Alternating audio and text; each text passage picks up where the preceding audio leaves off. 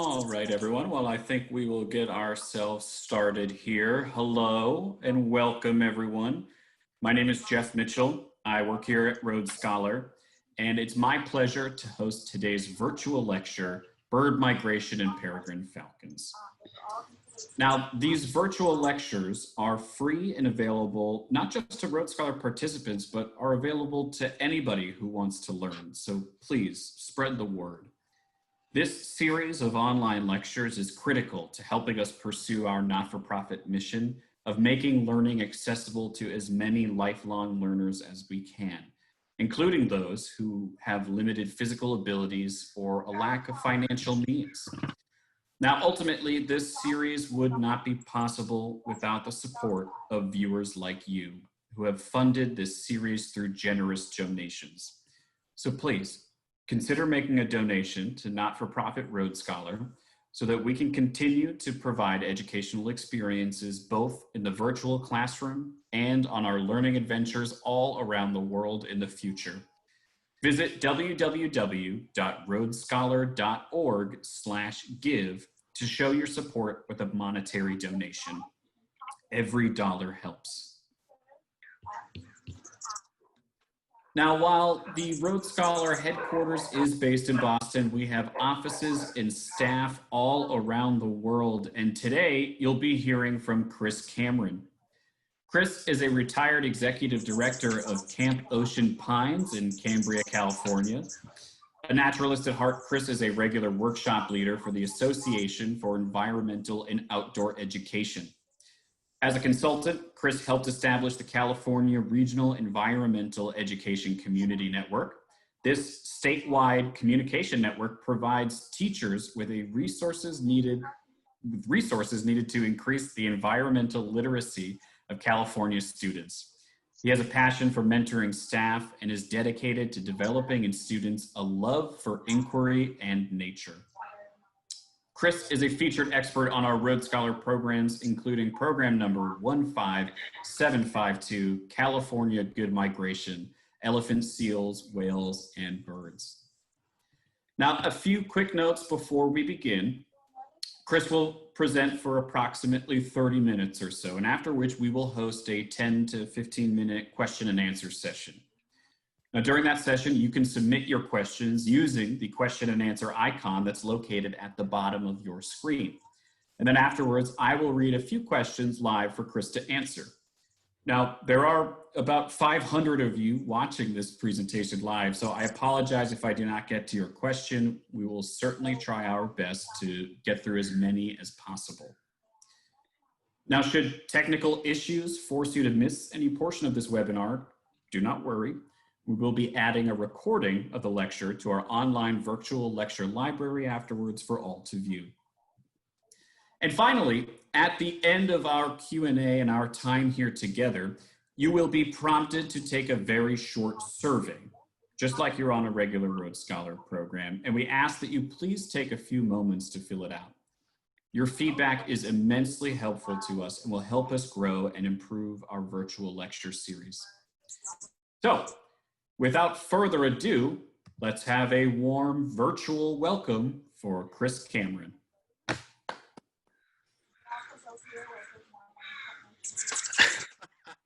I can hear the thunderous applause.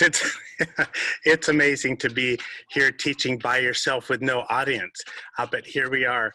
And it's always fun to hear your bio because when you're a retired guy, you just don't matter anymore. And my biggest claim to fame now is I make sourdough bread. So anyway, we're going to talk about bird migration today.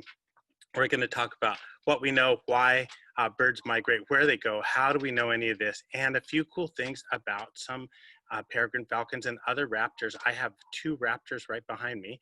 I'm in my backyard. By the way, I'm in California in the Morro Bay area, and it is snowing ash. The sky is kind of orange, and it's odd because there are fires all over the state, and so my keyboard right in front of me is covered with ash. And if you were a bird, that would be kind of a problem as well, going through all the smoke and the fires. And maybe there was a forest that was an important stop for your migration that now is no longer there. So we're going to talk about bird migration today, and we will also get out some birds. I do have a peregrine falcon behind me, and that will be something we'll look at during the questions and answers. So here we are, migration. Migration is just the movement of birds from one place to another. They're usually going to better feeding grounds or a better place to breed. And so the question is, what gets them up in the morning? What makes them move? What are the triggers that start this? So one of the main triggers to actually go from one place to another is cold. And when you're cold, you go someplace warm, or you put on a jacket, or the other thing that gets you to move is you're hungry and there's no food. For example, if you're eating voles or lemmings or mice, and the snow covers the ground and you can't get to your food, then you're going to have to go where the snow isn't. So the triggers are things like photoperiod or day length. Cold fronts, if you're going to move, you want to get the best help you can get. So a cold front is going to bring some really strong north-south winds, and you can ride that wind and save some energy. So you might wait for a snow front, or you might just want to find a better breeding area. So there's lots of triggers to get the migration going. And then as they go, they have to navigate. How in the world do you figure out where, if with just the close back, you need to go 9,000 miles. Oh my gosh, that would be pretty tricky. But birds don't pack bags. They don't, to get a bus ticket or an airline ticket, they pack up with what they've got and they go thousands of miles away. So they have to have special abilities. And one of those abilities is the ability to see Earth's magnetic field. That's a crazy thing that's just been discovered in the last few years. It used to be that we thought they moved by the stars or the sun or just visual landmarks or smell even, but we're finding out that birds have an amazing ability to see the Earth's magnetic field, kind of like a screen in front of you that says go left and go right, and it gives them some directions. And it's also amazing because some of the young birds, even without caretaker birds, make the migration successfully on their first trip with no supervising adults.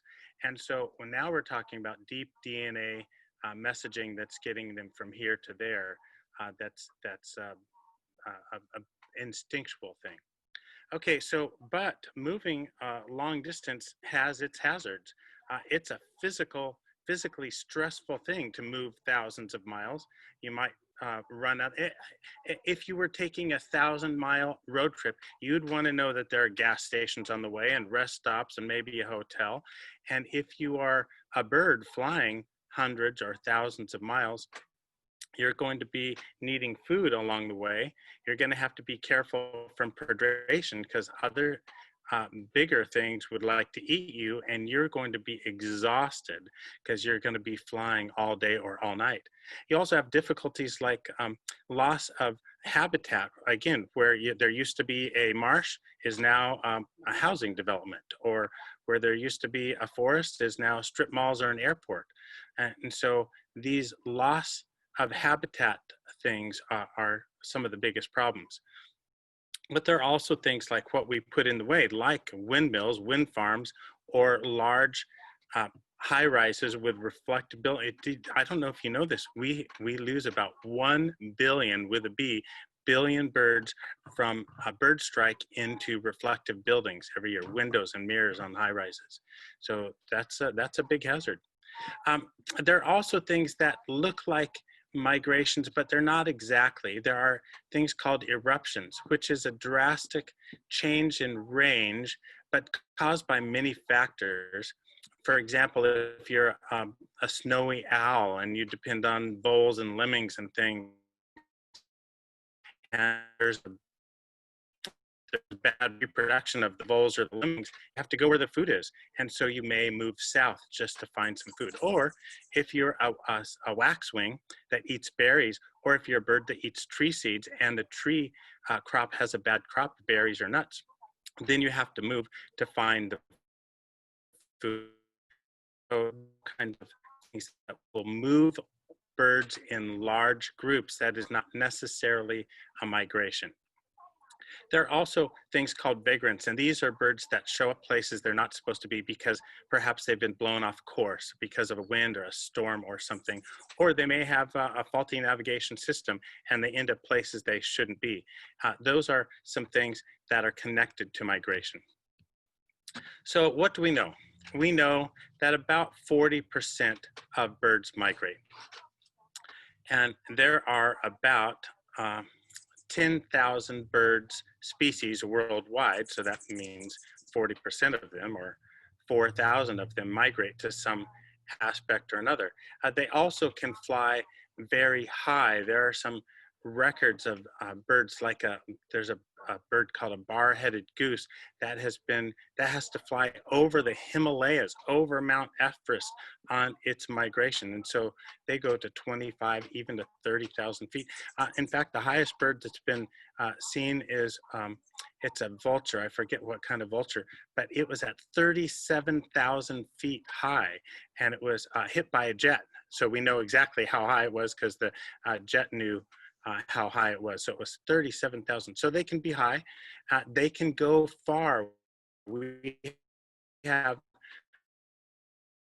work a little bit, goes 50,000 miles for its migration every year. That is so long, and they can live 30 years. So 30 years at 50,000 miles is like 3 or 4 trips to the moon and back. Can you imagine that by a tiny little bird? That's a lot of frequent flyer miles if you're telling dad jokes. That's something to use. So Arctic terns, they go from the Arctic to the Antarctic. So they have 2 summers each year. So they can go far. They can also go fast. The great snipe travels 4,200 miles at 60 miles an hour. They can go far. The bar-tailed godwit flies 7,000 miles non-stop in 8 days. Can you imagine? If you can you imagine going somewhere, doing something non-stop for 8 days? I don't think I could make that. That would be really tough. So speaking of that, you need a lot of fuel to make that sort of thing happen. And so some birds almost doubled their body weight, like the blackpoll warbler doubles its body weight for a 2,300 mile flight. So there are some amazing birds and amazing migrations. Here are some of the famous birds and some of their famous migrations, and you can see some of their paths. They are, we'll talk about in a second. The dark blue on the edges, those are shearwaters, and we'll also talk about those because some of these birds come past my doorstep here in Morro Bay, California, and so they're favorites of mine. And we have others that do amazing things. We'll talk about some falcons later, but the light green one is the Amur falcon. We'll talk about that one later on today as well. That's got an amazing migration from China and Russia all the way down to South Africa. That is just crazy. Okay, so the northern wheat ear is a tiny little bird. This is 25 grams, and it goes way up from the Arctic Siberia area. And 25 grams, I don't know if you know, but that's like 1 ounce. That's not very heavy. That's a tiny little bird. It's mostly an insect eater, and it will go 9,000 miles from the Arctic to sub-Saharan Africa. Isn't that incredible? This picture, by the way, was taken by a friend of mine, Don Quintana. Most of the pictures here were taken by me, unless they're added by somebody else. And they'll have credit. We talked about the Arctic tern just a little bit ago. Again, 50,000 years from the top to the bottom, and as a result, they are in eternal summer. They have 2 summers every year. Those long days of summer. In fact, it experiences more daylight than any other animal. I think that's pretty interesting. This is a favorite of mine. They nest in New Zealand, and they come up to coastal California. They go to Alaska and Japan as well, but they travel in huge flocks. In fact, let me go to, here's a huge flock right outside my front door, taken by a friend of mine. Huge flocks, it almost looks like flies. There's so many out on the ocean. Here's another flock taken by another friend of mine. And these are sooty shearwaters. And so how do we know where they're coming and going? There was a program called TOPS, Tagging of Pacific Pelagics. lots of scientists got together and they looked at the vast Pacific Ocean. They said, where are things going? Where do they get their food? Where are their rest breaks? Where do they travel to and from? And so they started tagging things, whales and sharks, and they tagged squid even, the very large Humboldt squid. They tag lots of different kinds of birds. And Scott Schaefer from UC Santa Cruz tagged sooty shearwaters. He went down to New Zealand where they nest underground. He would reach in, grab a baby, and he would put a tracking device on this bird, and it would be solar powered, so it didn't need batteries. It was charged all the time. And then it would give GPS dots on a daily basis so you were going. And he only knew what happened when they came back to the same exact hole a year later. He reached and grabbed the bird, took off the little computer backpack and plugged it in, and this is what they found. Isn't that amazing? So the blue lines, the light blue lines at the bottom, are where they're breeding and they're just moving around for food. Then you see those yellow lines is when they're going north, and you can see they're going north through the Pacific. Some are going way over to Africa, up the coast of Africa, and then way over to up to California or Alaska. Can you believe that flight? And then they winter in California. So they're a favorite of mine because we see them all the time. Again, there's the sooty shearwaters in mass. So why do they move? Not why did I put this slide in, I just thought it was funny, but why do birds move? Why do they migrate? So scientists, as they study this, find out there's two basic things. You move for food and you move to reproduce. And so two words, sustenance and reproduction. We could also choose those two words and say food and sex to be a little more crass, but that's why birds and people and animals move, for those two things. And we have to consider two levels of continuity over time, and that is the lifespan of the individual. The individual has to have food or it dies. So if you don't have food, you're going to go where the food is. Ask any teenager, why did you go from this room to that room? Because there's cookies over here and there weren't over there. So you move primarily for food. But that's also why they comb their hair and put on perfume and use deodorant, is because they also have a hope for reproduction. And that's the other level of continuity, not just for the individual, but for the species. So for the existence of a species, you have to have more babies being born. And so that's why, why ecologists tend to focus on food and sex, but that's why teenagers focus on the same thing. And that's why we get out of bed and go to work, because we get a paycheck so we can buy food. And that's why I combed my hair this morning. And so, by the way, just this one you see on the right, those are two baby Peregrine Falcon chicks. I raised those a couple years ago, and this was a couple days old. This was June 11th. And then, just for fun, these are family pictures here we're sharing. So this is June 29th on the left, and that's July 23rd. Full grown in 40 days, ready to go and shake up the world in 40 days, grow from a little tiny chick to full adult size. Boy, do they eat like crazy when they're doing that. Right now, it's up in the Grand Canyon area. These were captive bred Peregrine Falcons, and they're used in a flying education program up in the Grand Canyon area. There's a raptor ranch up there where this bird's at. So as we look at migration, there are some long distance flyways. These are the normal paths. These are like the main highways that birds will use. There are other minor highways, but these are the main highways. And they're not even drawn very well, because I'm over in California. I don't see a yellow line, but one of the main highways is right down our road. So these are the long distance migration highways. But not all birds fly long distances, because you are flying for two things: sustenance and reproduction. And if you've got what you want, you stay at home. So if you have all the food you need, you don't need to go anywhere else. And if you have a partner and reproduction success, you don't need to go anywhere. So some birds do not migrate. Some birds migrate only short areas, like an up the mountain, down the mountain, kind of like a shepherd, you know, taking the sheep or the cows up to the high mountain pastures in the summer, and then when it gets cold and frosty and snowy, takes them down to the valleys.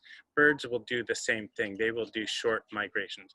And then there's long migrations where they go a few states here and a few states there, or a few provinces up and down, and then they've got those super, super long migrations from the very tip top to the very, very bottom. And again, they're looking for good food and places for better breeding. So how do we know any of this? Well, early on, the only way we knew was by observation. We would know, hey, it's spring. We know it's spring because the robins are here, or the swallows are here, and your favorite birds. And all of a sudden, the air is filled with bird song again. But where did they go? Where did they come from? We call them the Baltimore Oriole. I don't know what they call him down in South America when he's down there. We call him the Baltimore Oriole, but they came and they went someplace, and we only knew it from observation, just with binoculars. It's still a really good way to know things. Observation, especially with Cornell and a program called eBird. Bird watchers or birders, or if you're in England, twitchers, bird enthusiasts will make records of the birds that they've seen, and they submit them to a program called eBird that goes to Cornell University, and then they track all those observations, and they can find out where the birds were coming or going. So that's a pretty amazing way to do it.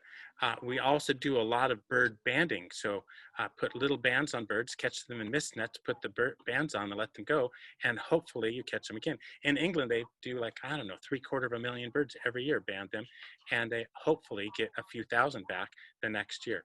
But the thing that's happening right now is GPS tracking, global position satellite tracking. And here's some bird banding. This has happened right in Morro Bay a few years ago. I was helping out with some bird banding. You see the little teeny tiny legs. They're treasured, weighed, they're recorded, and then they're released with special numbers. They're ever found again, we can find out about them. So ways of knowing. Weather radar, these are some really good links. I'm not going to jump into those links because sometimes the internet is unstable and I don't want to lose you all. But Cornell has eBird observation maps. It's an incredible thing. And then there's some GPS tracking. For example, this fella found this eagle. He was hiking around in the hills of Saudi Arabia, and he found this dead eagle, and he found this thing on his back. And so he noticed that it says, if found, please contact somebody. So he contacted the person and got it in. And it turns out that this was part of a study of steppe eagles from Kazakhstan. So way, way up there. And about 20 eagles were banded. So these are the flights of 20 eagles that you see. And those are GPS tracking marks to see where they would go. And you also notice they don't go over water very often because these large birds are mainly riding the thermals instead of just flapping. And you don't get thermals over large bodies of water. You only get them over land. So anyway, that's one of the ways we learn, by tracking devices. So now let's move into peregrine falcons for a little bit. These are some favorite birds of mine. There's some famous peregrine falcons here on Morro Rock. Even during the difficult times of DDT, we had a pair of peregrine falcons here on Morro Rock in Central California. The word itself just means wanderer, pilgrim. And these are amazing birds, really fast flyers. They can go up to over 200 miles an hour in a stoop or a dive after a duck or something that they're trying to find. They can weigh 450 grams for a small male, up to 1,500 grams for a female. The female is called a falcon. The male is called a tiercel. And not all of them are big migrants. Because see, when you say peregrine falcon, you think of one bird, but there are anywhere between 12 and 20 subspecies of peregrine falcon. The one behind me is the peregrine falcon called the Anodem peregrine falcon. Number 2, you also could call it the American peregrine falcon. But the little babies you saw were number 3, the Peale's peregrine falcon, that are up on the coast of Washington and the Aleutian Islands. So there's lots of varieties, and not all of them migrate long distances. The birds on Morro Rock do not migrate. They have all the food, all the reproductive sites that they need, so they don't migrate. The birds from going south and going north, and they pass their cousins who are sitting on the rock, not migrating at all. So the ones that migrate are usually the ones that are in the very far north, the tundra, the boreal populations, up in Canada and Greenland and Alaska, and they go way, way south, Argentina and Chile, and they normally follow the same route every year. So who is tracking peregrine falcons and why? Falconers. You see, this is one of the babies that are raised, and if you look closely on his back, I don't know if you can see my little, my cursor, but they're right on the back. There's a little dot with a long antenna. So this is a radio telemetry. So if I'm flying my bird out there and I lose track of him, I can find him by radio signal. The one here on the bottom right, this is the solar powered backpack. That's a GPS unit. So that actually shows you the exact place where the bird is. So falconers will tag their birds so they can find them while they're out flying the birds. The government will tag birds because they want to know, where should I put up the next wind farm, or can we drain this marsh? Is this marsh being used by birds? Or where will the next airport go, or the military base? So they track birds because they're responsible for large pieces of land, and they want to make sure that they're not putting things in the wrong place. Bird lovers and ecotourists also will follow birds because they just love birds and they want to know more about them. So scientists, bird lovers, ecotourism. A couple of famous tracks. The Southern Cross Peregrine project tagged several birds, but this is the track of one bird. They hoped that this backpack would last for 2 years, and it lasted for 8 years. And you got to see their incredible movements from Baffin Island, way, way up north, over by Greenland, all the way down to Argentina.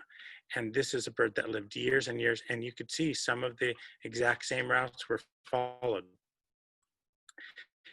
Here's the Calidus peregrine, and these were studies that were happening up in Russia, Mongolia, Siberia, to see where these birds were flying, and you can see their tracks. These are just one-way tracks that were going. These are all, every line is an individual bird on a one-way track. Here's another famous falcon migration, the Amur falcon. They come from the Amur region of Russia, and up there in China, they go through Nagaland, or a place in near India, and then they go all the way down to Botswana, South Africa. And they are mainly insect, and they to one area, and they all roost together. And the people in the area are very, very poor sustenance farmers and mainly fishermen. So they thought, wow, there's a lot of birds. Maybe I can put my fishing nets up, and instead of catching fish, I can catch birds. So they did. They caught lots of birds in their nets, and they used those birds as food. And so this was wiping out a migration of this falcon, because this was one of the main bottleneck areas where they all would stop to refuel and rest. And now, because there were so many there, they were being sold for pennies just for food. So there's some good news. In 2012, the education started coming to the village, and the villagers learned where they came from and how privileged they were to have them stop in their area before they moved down to Africa. And so now they're involved in ecotourism. And so that is bringing financial benefit to the people in this area. And so now the Amur falcons are flying once again, filling the skies in Nagaland, India, and they are a beautiful little falcon. Here's another famous falcon hawk migration. This is the Swainson's hawk, and this is a common bird up in the prairies in the Midwest and in Canada. I was just in Wyoming and saw Swainson's hawks nesting in Wyoming. a couple months back in June. And we love them when they're here, and they eat a lot of grasshoppers and little birds and things. And then they disappear, and nobody knew. Where did they go? Why? Where are they? And once we started tracking, we found they go all the way down to the Pampas in Argentina.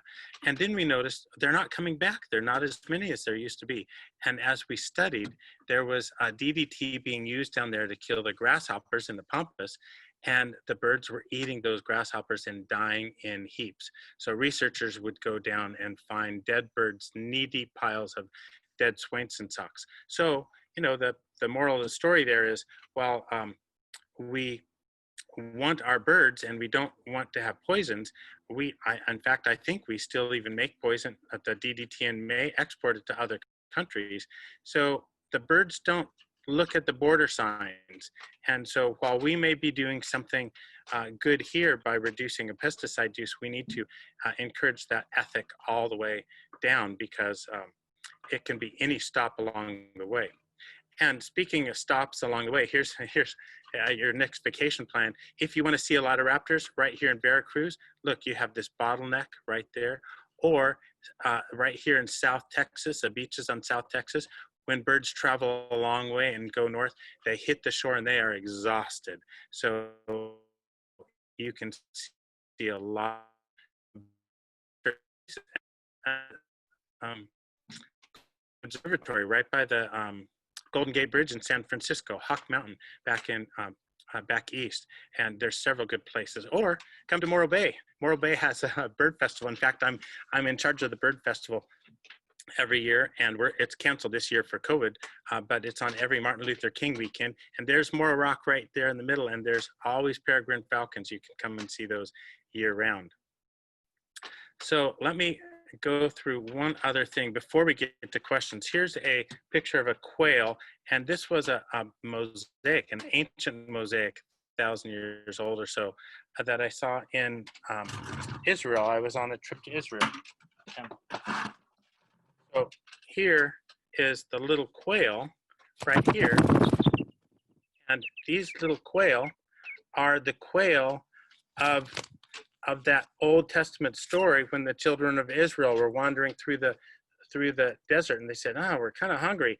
And then it said God brought up a great wind and blew the birds from over the ocean to the land. And again, these would be exhausted birds. While they can fill up with fat, and every little corner of their body can be filled up with fat for their migration, they use it up 1% of their body weight per hour. Now there's a weight loss plan, 1% of your body weight per hour, and these will migrate for days. And so you are going to be out of gas. So when they finally hit the shore, then they were easy to pick up. So this is one of those birds, and it's an ancient story of migration. So I think we are just about, here's one of the baby. I think we're just about ready for some questions.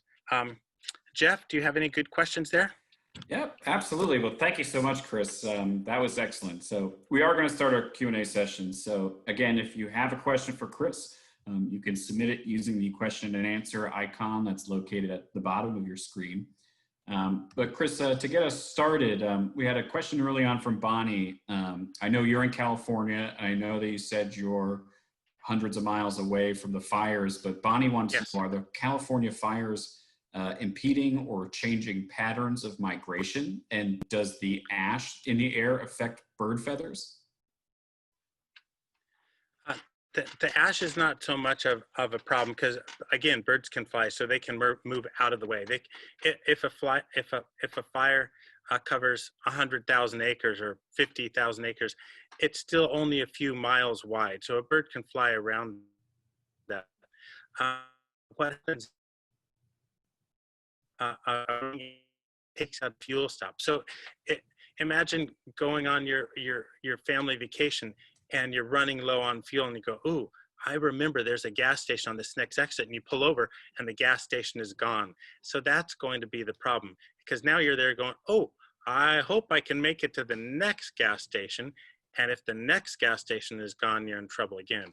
So hopefully it doesn't cause too much of a problem. But yes, whenever you lose habitat, whether it's a natural cause or unnatural cause, there's a problem. Mhm. I have a question from Jerry here who wants to know, when birds migrate, do they breed in their other home? Um, Yes. Let's say you're in the you only breed in one spot, not both. So let's say you go south for the winter and you hang out in Argentina or Chile or Costa Rica or something, and you have lots of food, a tropical climate, it's warm, it's nice. But then you want to have some babies to be away from predators and in a place where you can molt your feathers and and um, and have good food to raise your baby. So you're going to go north to the far regions where maybe there's a great insect hatch right after the snow recedes, and hopefully there's not as many predators. You can your feathers, drop some feathers, you can raise some babies because there's an abundance of food and really good spots for breeding. But you only breed in one spot, not both. Thank you. Now, I have a question here from Michael, who says, the internal navigation systems of birds seems amazing. So have scientists tried to study how this works? They're always trying to study, and this is on one of the cutting edges. It's sometimes scientists always talk about what they know, but the really interesting thing is what they don't know. And so being on that front edge of research, so they do experiments. So they have said, well, we think they migrate by sight. And so if we put a contact lens that's frosted or fuzzy, how will that do? And they found out that that can cause problems. And then a clear one will be fine. But if it's a fuzzy on the left and clear on the right, it's fine. But if it's fuzzy on the right and clear on the left, it's not fine. So there's some crazy, and it's at a physics level where electrons are intermingled, and those things are somehow being able to be seen as they're working through the Earth's magnetic field, things that we can't understand yet, but they're always doing experiments to try to figure that out. Yes, really cool stuff on that area. Yeah. Kind of follow up that, Najad had a question asking, what is the evolutionary advantage of migrating 50,000 miles? Right. So if you are, again, for better food or better sex, that's why you're moving. And so if you're in the jungle, there's more competition. There's maybe more parasites. There may be more predators. Maybe there's food, and maybe the weather's nice. But if you get away from that jungle and head north, maybe the air is cooler, but there's fewer predators or fewer parasites, or a better food, a different kind of food, more remote locations to raise a more successful hatch. So have more babies, more and better babies than you did, you benefited your species. So, and that's the evolutionary process. Whatever's gonna put more babies on the map, that's what you're hoping for. Neat. So Elizabeth kind of wants to know after that, is there evidence that birds have always migrated, or was this a trait that kind of developed over time? Always is a really tough word for some from dinosaurs. So birds are feathered dinosaurs. So did dinosaurs migrate? And yeah, they're going to be moving for food and reproduction opportunities. But I don't know what their migratory paths were. But it was early on. So did they always migrate? I think you're always moving for better opportunities. So there's probably an always in there someplace. But long distance versus short distance, up the hill, down the hill, I'm not sure. Mm-hmm. I have a question here from Lewis who wants to know, do birds eat on the fly when they're migrating? If you're a predator, if you're a peregrine falcon flying over a flock of migrating passerines, you just reach down, grab one, and you eat on the wing. It's fast food. But if you're one of those little birds, no, you are not eating as you're flying. For example, if you're flying over the Gulf of California or the Gulf of Mexico, you're not eating on the wing. You have to eat when you land. But if you're a predator bird, yes, you can eat on the wing. Does that make sense? I get it. So what did you end up feeding the baby peregrines that you helped raise in those 40 days? It seems like they grew a lot. Well, you notice I have a little quail and I have a little peregrine, and you put those together and you have a big peregrine. Speaking of peregrines, I'm gonna take my headphones off and put you on speakerphone. I'm gonna go run and grab this peregrine real quick, okay? Absolutely. I'm sure we'd love the chance to meet him. But I am gonna grab a glove.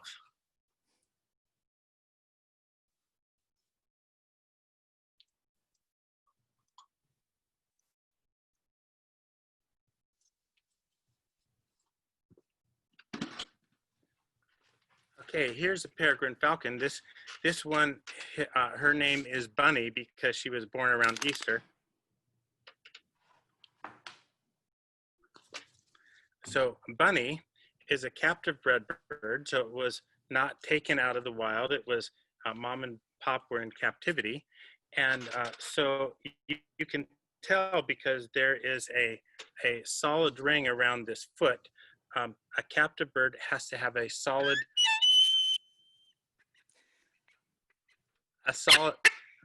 we may or may not be able to continue this.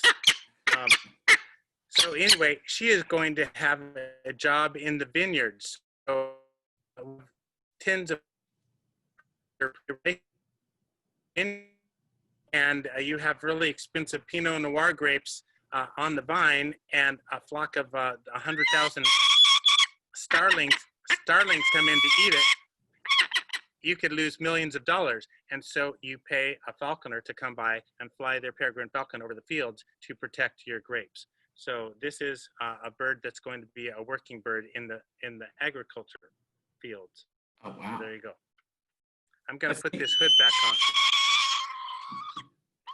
It seems like we have another guest lecturer here. It seems like Bunny wants to contribute. Okay. Now, Chris, I have a question from Lenora who wants to know, what is the average lifespan of a peregrine? First of all, once they're born, the mortality rate in the first year is about, in the wild, is about 75 to 90%. So 75, if there are 100 peregrine eggs laid this year, 75 of those will not turn into adult birds in the first year. So the mortality rate is 75 to 90%. If you make it through the first year, the mortality rate for the second year is about 60%. And these are just natural causes, you know, not finding enough food, not being a good, getting sick. You can't afford to get sick or not eat. So you just die from natural causes. But if you make it through the second year, then you may live up to 20, 25, maybe even 30 years. And you only have to reproduce yourself. So in those 30 years, if you have 3 eggs a year, 3 times, you know, that's a lot of eggs. You only have to have one of those eggs turn into an adult bird to be to keep the population stable. If you have 2, then the population is growing. So even though there's a high mortality rate, it doesn't take a lot to keep the population going. I have a question from Betty. She wants to know, are non-migrating peregrines more successful breeders or longer lived?